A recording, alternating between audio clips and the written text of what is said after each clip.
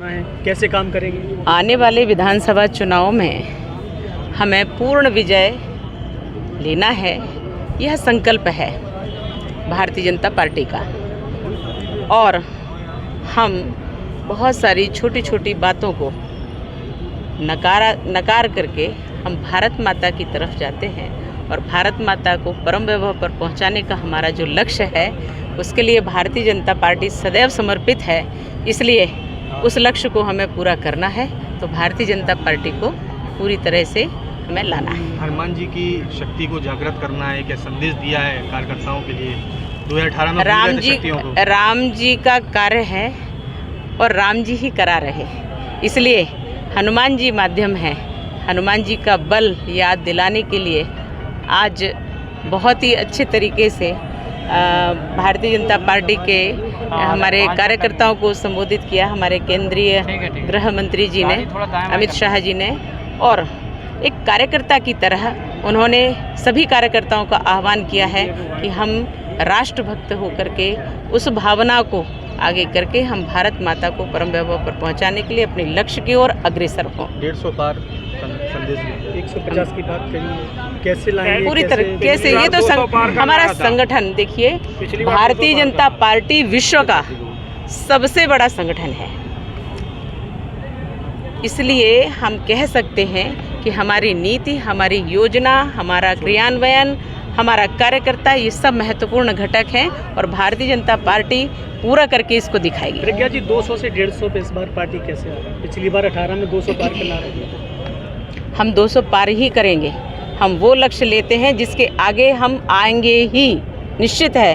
और ये भारतीय जनता पार्टी है, ये कहती बाद में है, करती पहले है। अब तो सिंधिया जी भी आपके साथ में खड़े हुए हैं। बिल्कुल, वो हमारे विचारों से प्रभावित होकर के देश के लिए वो भारतीय जनता पार्टी में आए हैं। उन्होंने अपने मन से सहर्ष स्वीकार करके उस नकारात्मक चीज़ को नकारा है। आपने संसद में भी उनके बयान सुने होंगे।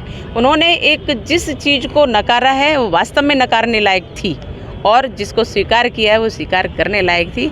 अब वो हमारे परिवार में हैं, हमारे परिवार के सदस्य हैं, हमारे परिवार में बहुत अच्छे से काम कर रहे हैं। वास्तव में हमारी श्री राजमाता सिंधिया जी के वो वंशज हैं, इसलिए हम ये कह सकते हैं कि उनकी रगों में भी उन्हीं का खून है और ये संगठन आगे बढ़ेगा और यहाँ पर बहुत अच्छी विजय लेकर के आएंगे। जाने के बाद अब जो टिकट की स्थिति है उसमें तो स्थिति बिगड़ने लगी है, उनके समर्थक भी टिकट मांग रहे हैं। ये चंबल है